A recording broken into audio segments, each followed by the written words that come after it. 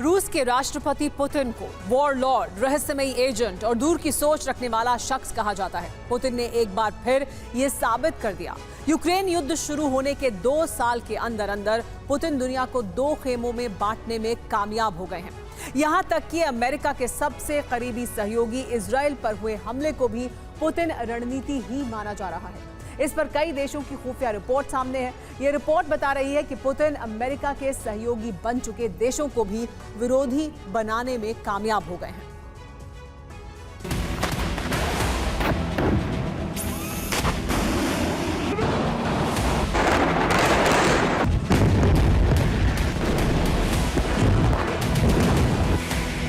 अब तक रूस यूक्रेन जंग में अकेला व्लादिमीर और 31 देशों के शक्ति गठबंधन का मुकाबला था, लेकिन पुतिन ने एक झटके में बाजी उलट कर रख दी है। इजराइल पर हमास के हमलों के पीछे बहुत लंबी रणनीति रही है। इसके तार मॉस्को से जुड़े पाए गए हैं।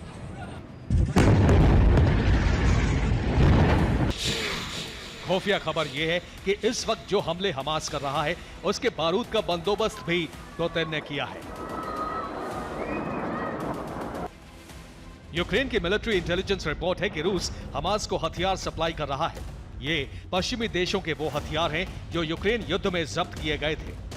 हमास को पश्चिमी हथियार देकर रूस हथियार सप्लाई का दोष यूक्रेन पर मढ़ना चाहता है।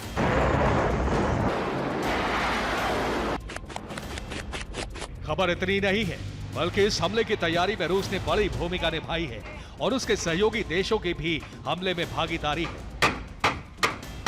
इस हमले की भूमिका बहुत पहले तैयार हो गई थी। 10 सितंबर 2022 को हमास का लीडर इस्माइल हानिया मॉस्को पहुंचा था। हानिया की मुलाकात रूसी विदेश मंत्री सरगई लावरोव से हुई थी। मई 2022 में हमास का एक डेलीगेशन मॉस्को पहुंचा था।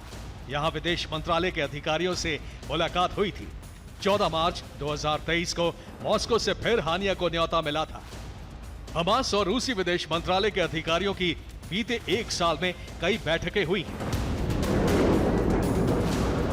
माना जा रहा है कि मॉस्को में ही रूस और गठबंधन के साथियों ने इस हमले की तैयारी की। हमले में चीन और वैगनर की भागीदारी पर भी खुफिया रिपोर्ट है।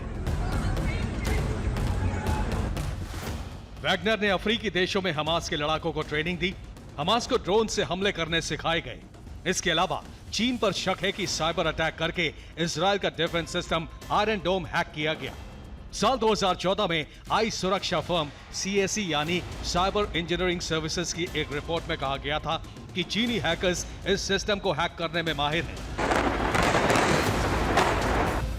यही वजह मानी जा रही है कि इजराइल हमास के रॉकेट हमले रोकने में कामयाब नहीं हो पाया। फिलिस्तीन के राजनीतिक संगठन हमास की अल कसाम ब्रिगेड के लिए यही सबसे बड़ी कामयाबी है, लेकिन भारत में फिलिस्तीन के राजदूत ने कहा है कि वो सीज फायर चाहते हैं।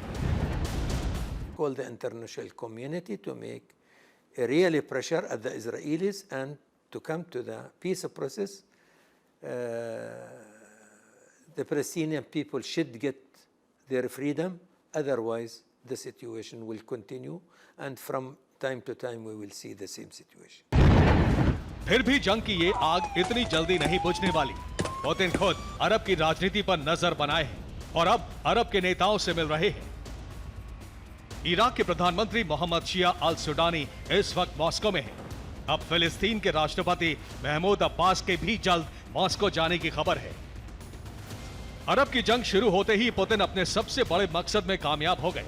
दुनिया 2 हिस्सों में बटी थी और अब अमेरिका के कुछ साथी ही उसके खिलाफ हो गए हैं।